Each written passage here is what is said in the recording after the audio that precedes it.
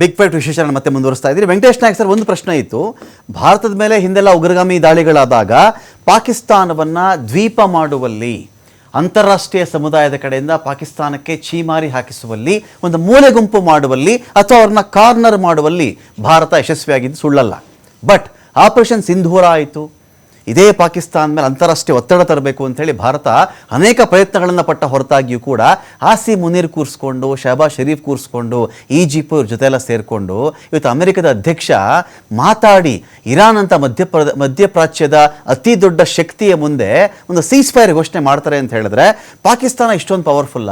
ಇವತ್ತಿಗೂ ಅಲ್ಲೆಲ್ಲ ನಾವು ಮಾತಾಡ್ತಿರ್ತೀವಿ, ಪೆಟ್ರೋಲ್ 500 ರೂಪಾಯಿ ಅಂತೆ, ಡೀಸೆಲ್ 400 ರೂಪಾಯಿ ಅಂತೆ, ಬೇಡವಂತೆ ಅವ್ರ ಪರಿಸ್ಥಿತಿ ಪಾಕಿಸ್ತಾನದ್ದು ಅಂತೇಳಿ.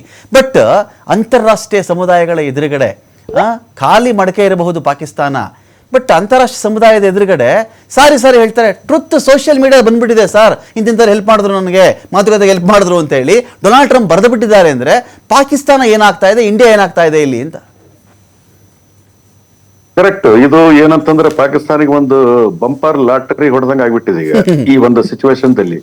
ಫಸ್ಟ್ಲಿ ಯಾರು ಸೀಸ್ ಫೈರ್ ಸಲುವಾಗಿ ಇನಿಷಿಯೇಟಿವ್ ತಗೊಳ್ಳಿಲ್ಲ, ಅವ್ರು ಶರೀಫ್ ಸಾಹೇಬರು ಹೇಳಿದಂಗ ಸ್ಟಾರ್ಟಿಂಗ್ ಇಂಡಿಯಾ ಏನಪ್ಪ ಅಂತಂದ್ರೆ ಒಂದು ಪ್ರಯತ್ನ ಆದ್ರೆ ಮಾಡ್ಬೇಕಾಗಿತ್ತು. ಏನಂತಂದ್ರೆ ಒಂದು ನಾವು ಸೀಸ್ ಫೈರ್ ಮಾಡೋದಾದ್ರೆ ನಾವು ಎರಡು ಪಾರ್ಟಿ ಜೊತೆಗೆ ಮಾತಾಡ್ತು ಅಂತ ತಿಳ್ಕೊಂಡು ಆ ಟಾಕ್ಸ್ ಮುಂದೆ ಹೋಗ್ತಾವ ಬಿಡ್ತಾವ, ಬಟ್ ನಾವು ಆ ಇನಿಷಿಯೇಟಿವ್ ಸಹ ತಗೊಳ್ಳಿಲ್ಲ.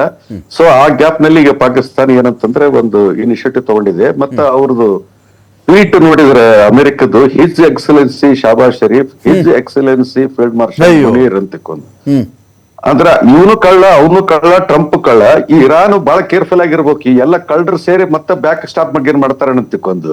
ಯಾಕಂದ್ರೆ ನೇತನೇ ಅವನು ಅದೇ ಕ್ಯಾಟಗರಿಯಲ್ಲಿ ಬರ್ತಾರೆ. ಇರಾನ್ ಕಂಡೀಷನ್ಸ್ ಏನ್ ಹಾಕಿದ್ದಾರೆ ಅಂದ್ರೆ ಬರೇ ನಮ್ದ ಜೊತೆಗೆ ಅಷ್ಟೇ ಅಲ್ಲ, ಕದನ ವಿರಾಮ ಇವನ್ ಲೆಬನಾನ್ ಮೇಲೇನು ಸ್ಟಾಪ್ ಆಗ್ಬೇಕು. ಯಾಕಂದ್ರೆ ಲೆಬನಾನ್ ಇಸ್ ಆಲ್ಸೋ ಲೆಬನಾನ್ ಹಾಗಾಗಿಲ್ಲ ಸರ್. ಇದೇ ಲೆಬನಾನ್ ಮೇಲೆ ಇಸ್ರೇಲ್ ದಾಳಿ ಮಾಡಿದೆ ಸರ್. ಲೆಬನಾನ್ ಮೇಲೆ, ಅದರಲ್ಲೂ ಸಿಡಾನ್ ಸಿಟಿ ಮೇಲೆ ಕ್ಷಿಪಣಿ ದಾಳಿ ಮಾಡಿದ್ದಾರೆ. 8 ಜನ ಸತ್ತಿದ್ದಾರೆ, 22 ಜನರಿಗೆ ಗಾಯ ಆಗಿದೆ. ಅವ್ರ ಆಂಬ್ಯುಲೆನ್ಸ್ ಅನ್ನು ಬಿಡ್ತಾ ಇಲ್ಲ. ಅಲ್ಲಿ ಜಿಲ್ಲೆಯಲ್ಲಿ ಜನ ಜಾಸ್ತಿ ಇದ್ದರೆ ಅಲ್ಲೇ ಹೊಡಿತಿರೋದು ಇಸ್ರೇಲ್. ಟ್ರಂಪ್ ಕದನ ವಿರಾಮವನ್ನು ಉಲ್ಲಂಘನೆ ಮಾಡಿಕೊಂಡು ಇಸ್ರೇಲ್ ವಾರ್ ಮಾಡ್ತಾ ಇದೆ. ಇಸ್ರೇಲ್ಗೆ ಅಷ್ಟು ತಾಕತ್ತಿದ್ದೆ ನಿಜವಾಗಿದ್ದರೆ ಅಮೆರಿಕ ಕರ್ಕೊಳ್ದೇನೆ ಮಾಡಬೇಕಾಗಿತ್ತು ಈ ಕೆಲಸನ ಇಸ್ರೇಲ್ ಅಂತ. ಇಲ್ಲ, ಇಸ್ರೇಲ್ ನೋಡು ಇಷ್ಟು ವರ್ಷಗಳಿಂದ ಮುಸ್ಲಿಂ ರಾಷ್ಟ್ರಗಳಲ್ಲಿ ಕಂಟಿನ್ಯೂಸ್ ಆಗಿ, ಮೊದಲು ಈಜಿಪ್ತದಲ್ಲಿ, ಆಮೇಲೆ ಸಿರಿಯಾದಲ್ಲಿ ಅವರು ಕಂಟಿನ್ಯೂಸ್ ವಾರ್ ಮಾಡ್ಕೊಂತ ಬಂದಿದ್ದಾರೆ. ವಾರ್ ಫೀಲ್ಡ್ ದಲ್ಲಿ ಮತ್ತೆ ಅವ್ರ ಇಂಟೆಲಿಜೆನ್ಸ್ ಮೊಸಾದಲ್ಲಿ ಅವ್ರ ಮೇಲ್ಗೈ ಆದ, that is okay.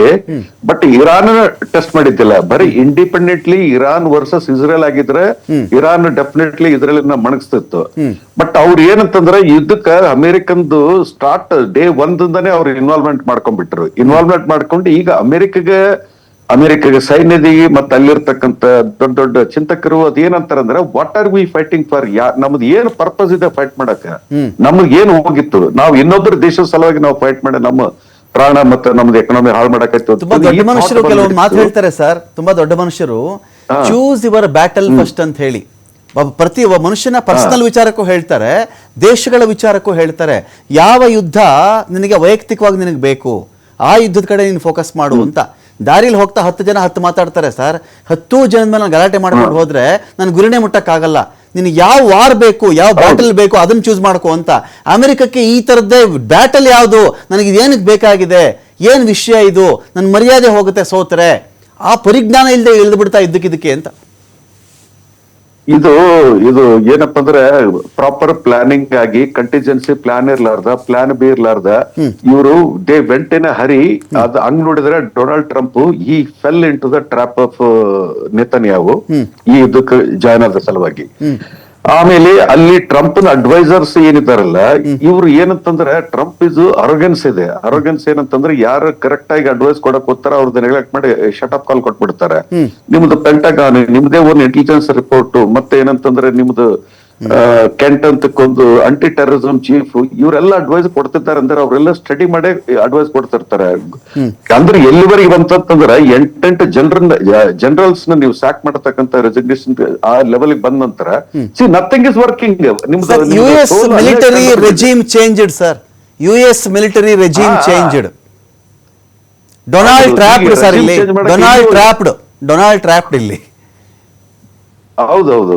Regime change ಮಾಡ್ಬೇಕಂತ ಈಗ ಏನಪ್ಪಾ ನೀವು ಇನ್ನೊಬ್ಬರಿಗೆ ಕುಣಿ ತೋಡಿದ್ರೆ ದೇವ್ರು ನಿಮ್ಗೆ ಏನಪ್ಪಾ ಅಂದ್ರೆ ಬಾವಿ ತೋಡ್ತಾನ ಅಂತ ಹೇಳ್ತಲ್ಲ, ಇದು ಏನಂತಂದ್ರೆ ಇಲ್ಲಿ ರೆಜಿಮ್ ಚೇಂಜ್ ಮಾಡಕ್ ಬಂದಿದ್ರು ಇರಾನ್ದಲ್ಲಿ. ಈಗ ರೆಜಿಮ್ ಚೇಂಜ್ ಇಸ್ರೇಲ್ ಮತ್ತು ಅಮೆರಿಕದಲ್ಲಿ ಡೆಫಿನೆಟ್ಲಿ ಆಗ್ತದೆ. ಇವ್ರು ಏನಪ್ಪಾ ಅಂದ್ರೆ ಈಗ ಮುಂದಿನ with in end of this year, ಒಬ್ರು ಅಕ್ಟೋಬರ್ದಲ್ಲಿ ಒಬ್ರು ನವೆಂಬರ್ದಲ್ಲಿ ಎಲೆಕ್ಷನ್ಸ್ ಹೋಗ್ಬೇಕು. ಎಲೆಕ್ಷನ್ ದಲ್ಲಿ ಡೆಫಿನೆಟ್ಲಿ ಸೋಲ್ತಾರ. ಮತ್ತ ಆಮೇಲೆ ಏನಪ್ಪಾ ಅಂದ್ರೆ ಇದು ಒಬ್ಬ ಲೀಡರ್ ಮಾಡಿದಂತ ತಪ್ಪು ಇಡೀ ದೇಶ ಏನಪ್ಪಾ ಅಂದ್ರೆ ಇದು ಬ್ಲಾಕ್ ಚುಕ್ಕಿ ತಗೊಂಡು ತಿರುಗಾಡ್ಬೇಕಾಗ್ತದೆ.